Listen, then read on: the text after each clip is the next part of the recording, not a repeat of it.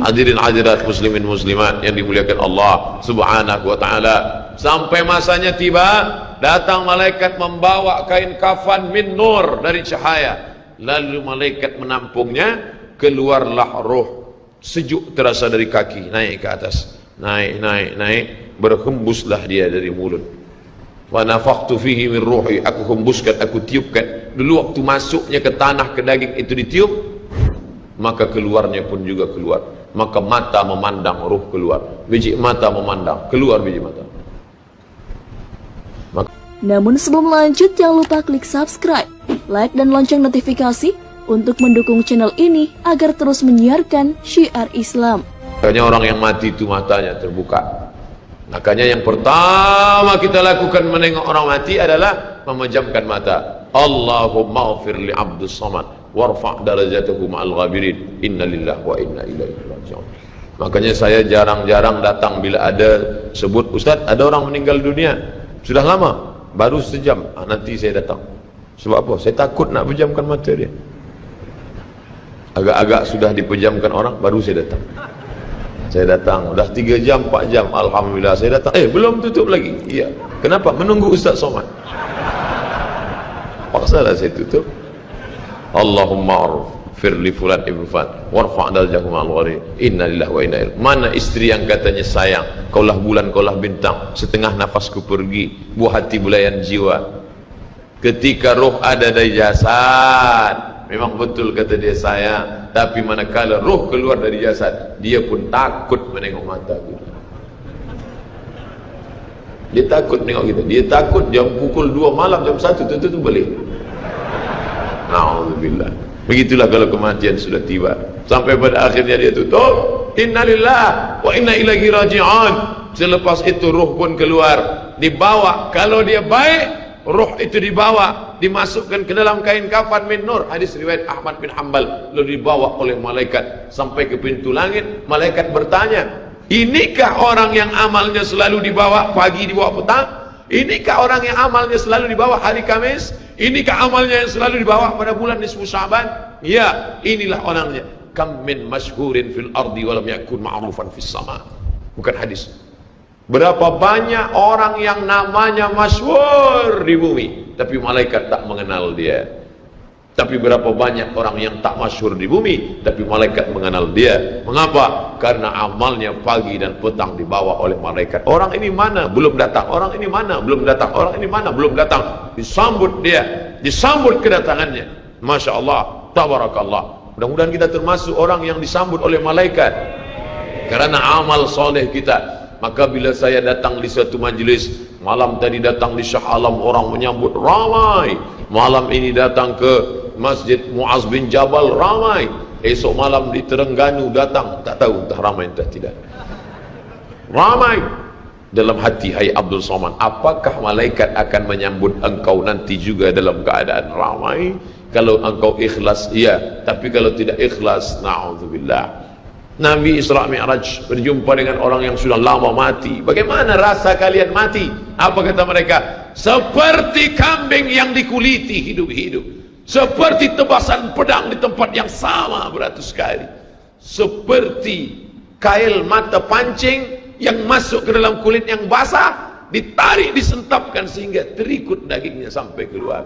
Makanya selalu kita berdoa, Allahumma hawwin alaina fi sakaratil maut, taubatan qablal maut, taubat sebelum mati, wa rahmatan indal maut, dapat rahmat ketika mati, wa maghfiratan ba'dal maut, mendapatkan ampunan sebelum mati.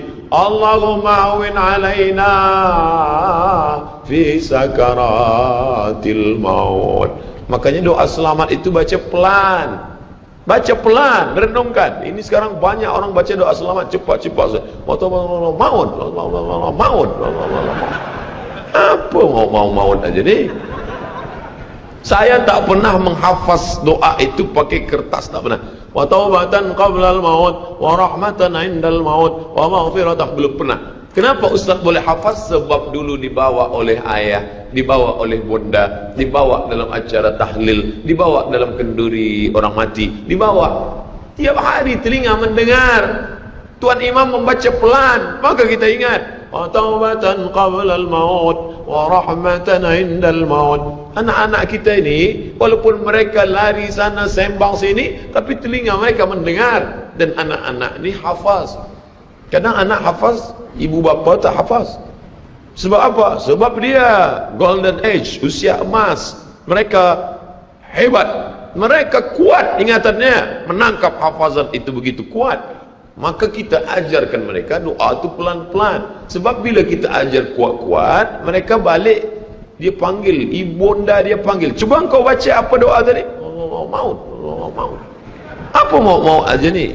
Sebab di Iraq banyak orang mati, sebab di Suriah banyak orang mati, di Palestin banyak orang mati, di Rohingya banyak orang mati. Padahal maknanya amat sangat dalam. Allahumma hawwin alaina, ringankan kami fi sakaratil maut. Tidak ada gunanya amal banyak kalau tidak selamat dalam sakaratul maut. Makanya kita selalu minta kepada Allah, Allahumma khtim lana bi husnil khatimah wala takhtim alaina bi su'il khatimah. Allahumma ja'al akhir kalamina, jadikan akhir kalam kami inda intihai ajalina, ketika ajal kami sampai, jadikan akhir kalam kami yang terakhir keluar dari mulut kami qaula la ilaha illallah Muhammadur Rasulullah. Allah. Biasa orang takbir ini nak pergi perang, menghadapi sakaratul maut penting juga takbir. Sebab di situ banyak segala macam godaan-godaan. Datang syaitan membawa air, katanya menjelang sakaratul maut itu haus, panas, haus, maka datang syaitan membawa air. Engkau sebut nama aku bagi air. Mau? Kata dia. Mau? Engkau mau? Sebut nama aku. Tapi bila iman kita kuat, maka dia tidak akan mampu untuk menggoda kita. Sampai kapan syaitan tak pernah berputus asa? Sampai bila? La atiyannahum min baini aydihim, aku datang dari hadapan, wa min khalfihim, aku datang dari belakang, wa an aymanihim, aku datang dari kanan, wa an syama'ilihim, aku datang dari kiri. Datang dia, datang dari hadapan, datang dari belakang, datang dari kanan, datang dari kiri. Oleh sebab itu yang banyak tuan-tuan yang ada berada di sini, orang berzikir semua, subhanallah, subhanallah, subhanallah. Kenapa? Dengan zikir itu maka larilah jin-jin setan yang ingin mengganggu. La'uwiyannahum, aku akan goda mereka, aku akan sesatkan mereka. Berapa lama? Madamat arwahuhum fi ajsadihim, selama ruh ada dalam jasad, aku tak akan pernah berhenti sampai akhir keluar jasadnya dalam keadaan mati, tidak menyebut Allah Subhanahu wa taala. Itulah punca mereka. Makanya kita selalu berzikir. Esok pagi terjaga dari tidur automatically, karena kita sudah programkan di kepala kita, manakala terbuka, alhamdulillahilladzi ahyana ba'da ma amatana wa ilaihi nusyur. Selapar-laparnya orang beriman, manakala dia tengok makanan, terus saja dia ingat Allah. Allahumma barik lana fi ma razaqtana wa qina azabannar. Tapi ada setengah umat Islam, bila dah kenyang saja baru ingat Allah. Alhamdulillah. Bila tak kenyang tak ada ingat Allah SWT. Na'udzubillah.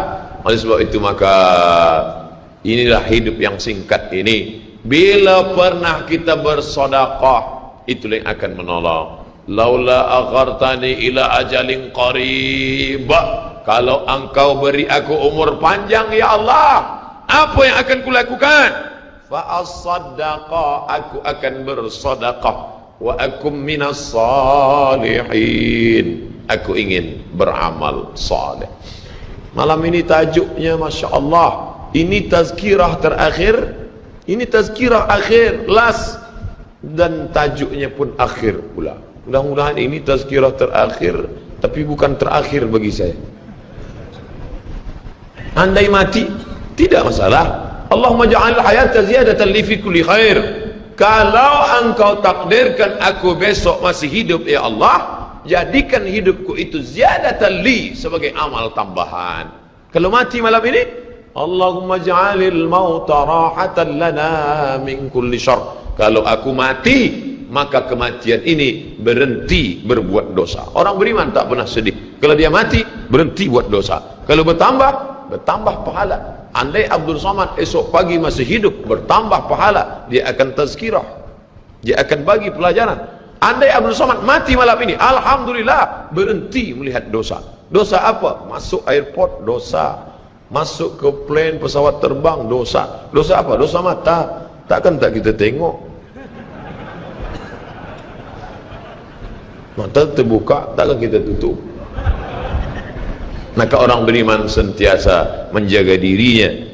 Tak pernah dia berkeluh kesah, tak pernah dia mencaci maki. Kenapa aku matikan aku ya Allah? Kenapa umurku pendek ya Allah? Ridha kepada Allah. Itu yang selalu kita katakan, raditu billah rabba wa bil islami dina wa bi Muhammadin nabiyyan wa rasula. Aku ridha. Ada yang lebih hebat daripada haji mabrur, ada yang lebih hebat daripada jihad fi sabilillah, ada yang lebih hebat daripada zikir dan baca Quran. Apa dia?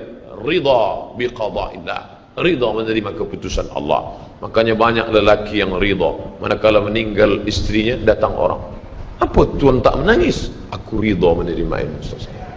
Memang dah lama aku tunggu-tunggu. Oh, ini bukan ridha, ini memang penyakit. Oleh sebab itu maka makna ridha adalah tak berkeluh kesah. Setelah orang masuk ke dalam surga, mendapatkan kenikmatan surga, Allah bertanya, "Madza turidun?" Hai penghuni surga, apa lagi yang kalian inginkan? Apa kata penghuni surga? Ridhaka. Tapi engkau sudah masuk surga, ada yang belum kami dapat. Apa dia? Ridhamu. Yang mendapatkan ridha Allah hanya orang yang ridha menerima keputusan Allah Subhanahu wa taala. Man lam yarda bi qada'i, sesiapa sahaja yang tak ridha menerima takdirku, wa lam yasbir bi bala'i, yang tak sabar menerima ujianku, wal yatlub rabban siwaya, carilah Tuhan selain aku. Hadis ini dhaif. Tapi untuk targhib wa tarhib, untuk berikan semangat beramal, untuk fadail amal boleh dipakai, kerana ia bukan masalah akidah, bukan masalah halal haram. Jangan permasalahkan masalah. Bila kita sudah beramal, sudah baik, tak usah berkelahi masalah khilafiyah, masalah kecil-kecil, masalah sepele, masalah remeh-temeh. Kerana ini hanya akan merosakkan hati kita sahaja. Berapa banyak hati rosak disebabkan masalah-masalah. Assalamualaikum warahmatullahi, Assalamualaikum warahmatullahi. Apa salam-salam ni? Padahal hati sedang lembut. Selama ini dia berzina, selama ini dia minum khamar, selama ini dia mabuk, tak ada pernah orang marahkan dia. Tiba-tiba dia dah taubat, dia masuk masjid, Assalamualaikum warahmatullahi, Assalamualaikum warahmatullahi. Dia nak salaman, apa salam-salam? Tak boleh salam selepas sembahyang. Ini bid'ah, wa kullu bid'atin dhalalah, wa kullu dhalalatin finnar. Kata dia dalam hati, aku mabuk 20 tahun, tak ada orang bagi tahu mabuk tu haram. Ini aku dah taubat, salam kau kata haram. Ha, kata dia. Dia tinju. Bila sebelum sembahyang tadi belum ada bersalaman, selepas sembahyang baru bersalaman, hukumnya sunnah, mustahab, dianjurkan, disukai, kata Imam Nawawi. Belum sembahyang tadi tak ada salam, sebab dia lambat. Allahu Akbar. Lepas sembahyang dia salam, mustahab, dianjurkan, baik, tak salah. Bila sebelum sembahyang tadi sudah bersalaman, salam Haji, salam Datuk, salam Tuan, masuk ke masjid, selepas sembahyang dia salam balik, mubah, tak jadi masalah. Yang tak boleh dalam sembahyang bersalaman, itu tak boleh. Datuk sehat, itu tak boleh. Oleh sebab itu mari kita jaga hati kita yang dah baik, yang dah elok ni, jangan dirosakkan hanya kerana masalah-masalah kecil, masalah-masalah khilafiyah. Melunakkan hati. Kayu patah boleh disambung, kaca retak boleh direkat, tapi hati rosak, kemana obat akan dicari. Oleh sebab itu memperbaiki dengan akhlak. Al-adab fawqal ilmi, adab lebih tinggi daripada ilmu. Tak ada guna banyak ilmu, banyak kaji banyak, tapi menyakitkan hati orang. Ada yang lebih hebat daripada ilmu. Apa dia? Adab. Al-adab